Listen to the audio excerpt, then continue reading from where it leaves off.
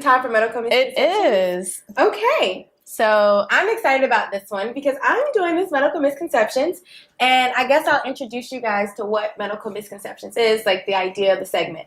So the whole point of medical misconceptions is to present a topic in a way, in a conversation style, kind of like what we've been doing so far, in a way that's educational, informative, interactive, for you to learn about it. And hopefully we're picking topics that you might have some type of misconception or misperception about. So today, our medical misconception is douching. ooh. And in front of me, you can't really see it right now, but well, you can now. In front of me are some douches, and a douching product. Yes, this is apple cider. Ooh, that looks okay. Well, it's unfiltered, so. Oh no, I use that for my hair actually. Oh yeah, that's right. Yeah. You have nice hair too. So what we're talking about is douching, and the reason I wanted to talk about douching is because I was talking to a couple of girls a couple of days ago about just, I guess, girl stuff. And one of them brought up douching and how she douches regularly. And then I called my mom, and of course I asked my mom, and she's like, oh yeah, back when I was younger, I used to douche once a week. And I was like, dang, your vagina was clean. Lord Jesus. Like, you could eat off that vagina. Oh, not like that. Correction. Not like that though. But, so then it was really weird because I was like, but you're not supposed to douche, because we learned in school that your vagina actually cleans itself naturally.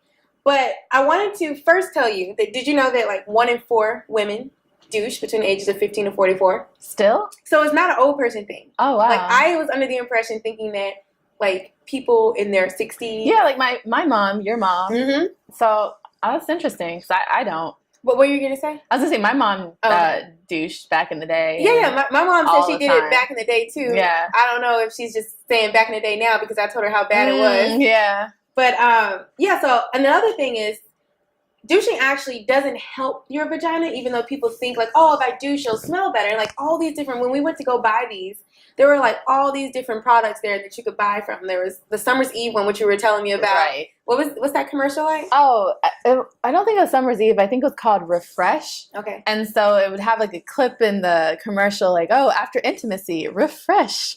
After your period, refresh. No. I feel like it can still come on TV. So after intimacy, one of the questions that came up was a lot of women douche after they have sex. And the reasoning for douching after having sex, they've given, is to prevent pregnancy. And another one is to prevent STDs, such as HIV.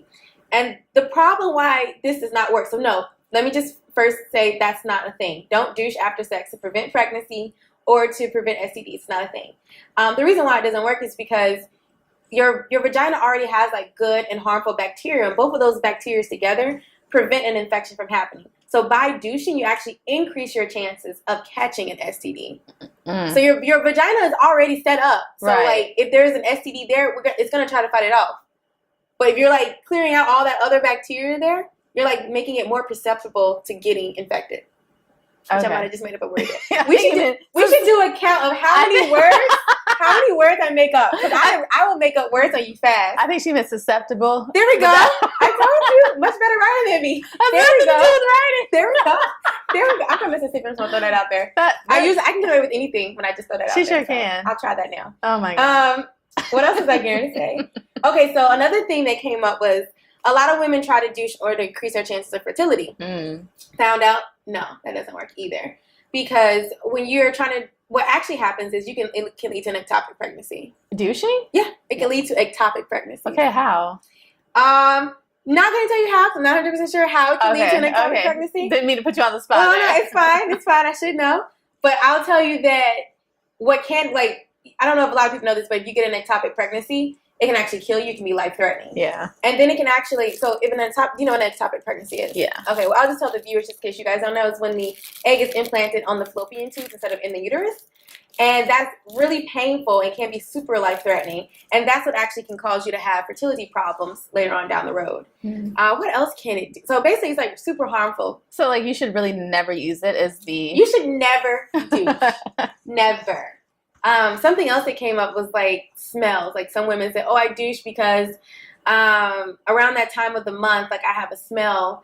And I didn't understand that because I was like, well, what smell are you having? Yeah, putting apple cider vinegar up your hoo-ha is going to help with That's the make smell. the smell worse, right? In an already acidic environment, ooh, you're going to smell like a balsamic salad. Oh, like, you're making me hungry though. with a little bit of, like, some notes of fish. You're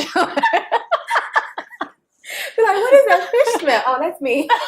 That's me. But oh, no. so apparently a lot of women douche because of the smell. A lot of women that work out douche regularly because they often have like a musk smell. These are natural smells. Like your vagina might smell differently around your period time. Your vagina might smell differently if you've been sweating. Yeah. So this might not be a reason for you to go and douche, if that makes sense. Some women douche when they have a discharge that's really thick. When does that happen? Well, you need to go to the doctor. That's when that happens. Well, see, I don't even know about these problems. Well, I'm saying like you should go to the doctor instead Right. of grabbing one of these Yeah. and douching with. You definitely shouldn't be trying to clean it yourself because you should go to the doctor and see what's going on. Something else that I found out, and maybe this can be another medical misconception a little bit later on down the road, is that douching actually leads. So black women and Hispanic women are the number one users of douches. Like we douche most frequently. Okay. And we also have higher rates of bacterial vaginosis. Probably because of that. That's what I'm starting to think. Like there might be a correlation between bacterial vaginosis and douching. And during this little research that I've done, I found out that bacterial vaginosis is actually one of the most common STIs. Wow. Yeah. Okay. And a lot of times bacterial vaginosis is often seen as a yeast infection. A lot of people think they'll go to the doctor thinking they'll have a yeast infection, but it'll really be bacterial vaginosis. So they'll like be using like all the over-the-counter yeast stuff that you can use. And they're like, oh, it's not working. So I'll go to the doctor. Maybe they can give me something else that can help. And it'll actually be bacterial vaginosis. So this is yet another reason why you wouldn't want to douche. Like ectopic pregnancies, infertility problems, increases your chance for STDs, including the big one, HIV. Absolutely. I don't even want these in my presence. Ugh. But I was playing around with one just to see how it works. And this is actually kind of complicated. Or maybe it's kind of complicated for me. I had to like pull this thing up to make it click. And then once it clicked, that's when you know it's in the right position. And then you stick this in your vagina, like 3 inches in your vagina. And this solution in here is like a cleaning solution for your vagina. And then you squirt. I don't know.